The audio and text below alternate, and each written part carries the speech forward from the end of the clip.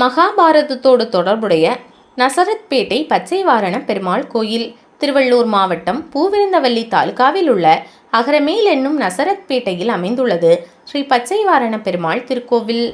உடையவர் ராமானுஜரின் முக்கியமான 2 சீடர்களில் ஒருவரான சுவாமி முதலியாண்டானின் அவதார தலம் என்ற பெருமையும் இவ்வூருக்கு உண்டு.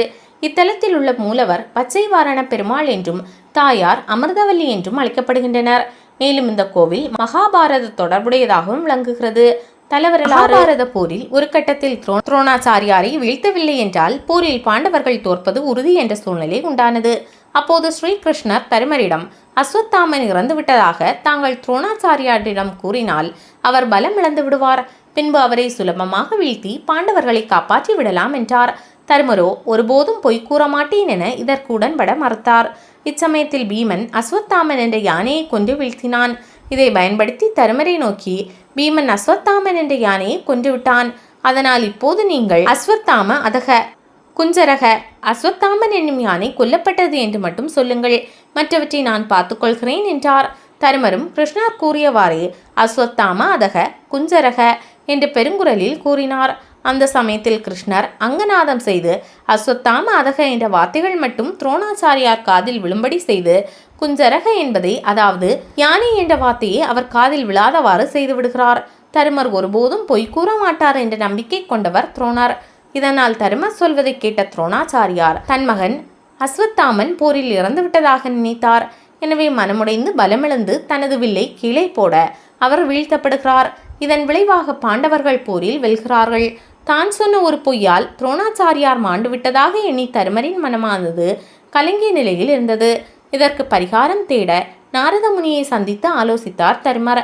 நாரத முனியின் வழிகாட்டுதலின்படி பாண்டவ சகோதரர்கள் அனைவரும் அகரமேல் என்ற இந்த கிராமத்தில் தர்மசத்திர யாகம் நடத்தினார்கள். பகவான் கிருஷ்ணர் எந்த யானையை வைத்து தருமரை பொய் கூற வைத்தாரோ அதே பச்சை யானையின் மீது சத்யபாமா ருக்மணி சமேதராக யாகத்திலிருந்து தோன்றி பாண்டவர்களுக்கு காட்சி கொடுத்தார். தர்மசத்திர யாகத்திற்கு பிறகு பாண்டவர்கள் மன நிம்மதி பெற்றதாகவும் கூறப்படுகிறது. கோவில் அமைப்பு. கோவிலில் 5 நிலை ராஜகோபுரம் அழகிய மதில் சுவர்களோடு கிழக்கு நோக்கியவாறு அமைந்துள்ளது. இங்கு மேற்கு திசை நோக்கி அமைந்த பக்த ஆஞ்சநேயரின் சன்னதி 4 கால் மண்டபம் காட்சி தருகிறது. ராஜகோபுரத்தை தாண்டி உள்ளே நுழைந்தால் பலிபீடம், துவஜஸ்தம்பம் முதலானவற்றை நாம் தரிசிக்க முடிகிறது. தீபஸ்தம்பத்திற்கு முன்னால் கீழ்ப்புறத்தில் யானை சிற்பம் ஒன்று காணப்படுகிறது. இத்தகைய அமைப்பினை வேறு எங்கும் காண இயலாது. கோவிலுக்குள் நுழைந்ததும் வலது புறத்தில் ஒரு மண்டபத்தில் அமைந்துள்ள சன்னதியில் ராமர், சீதாதேவி மற்றும் லட்சுமணர் ஆகியோர் நின்ற திருக்கோலத்தில் அருள்பாலிக்கின்றனர். இத்தலத்திற்குள் பக்த ஆஞ்சநேயருக்கு ஒரு தனி சன்னதி அமைந்துள்ளது. மூலவரை நோக்கி கருடாழ்வார் ஒரு சன்னதியில் அமைந்துள்ளார்.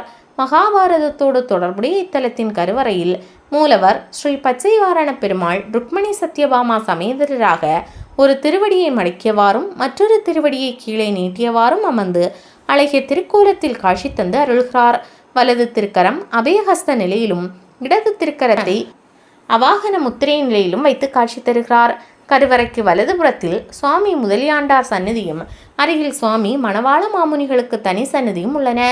முன்மண்டபத்தில் அனந்தன், சேனை முதலியார், நம்மாழ்வார், திருமங்கை ஆழ்வார், ராமானுஜர், பிள்ளை லோகாச்சாரியார் ஆகிய ஆழ்வார்கள் ஆச்சாரியார்கள் சிலாரூபங்களாகவும் உற்சவமூர்த்திகளாகவும் அமைந்து அருள்கிறார்கள்.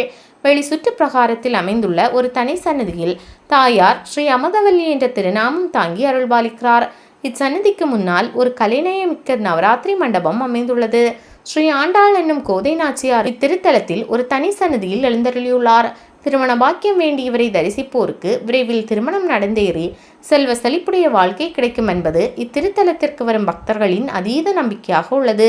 இச்சன்னதியில் பரமபத வாசல் அமைந்துள்ளது. இந்த ஆலயத்தின் தலவிருஷமாக பலாமரமும் தீர்த்தமாக தர்ம புஷ்கரணியும் உள்ளது. விழாக்கள். பெருமாளுக்கு பங்குனி மாதம் 10 நாட்கள் பிரம்மோற்சவம், பங்குனி உத்திரம் மற்றும் திருக்கல்யாண உற்சவங்களும், ஆடி மாதத்தில் பவித்தோற்சவம், 3 நாட்கள் வைகுண்ட ஏகாதசி மற்றும் சொர்க்கவாசல் திறப்பு முதலான உற்சவங்களும் வெகு விமர்சையாக கொண்டாடப்படுகின்றன.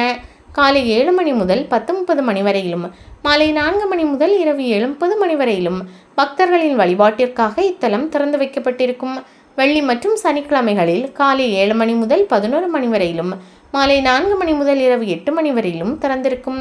அமைவிடம். பூவிருந்தவல்லியிலிருந்து பெங்களூரு செல்லும் சாலையில் 1 கிலோமீட்டர் தொலைவில் அமைந்துள்ளது நசரத்பேட்டை சந்திப்பு. இங்கிருந்து இடதுபுறத்தில் திரும்பி ஊருக்குள் சென்றால் 2 கிலோமீட்டர் தொலைவில் உள்ள இத்தலத்தை அடையலாம்.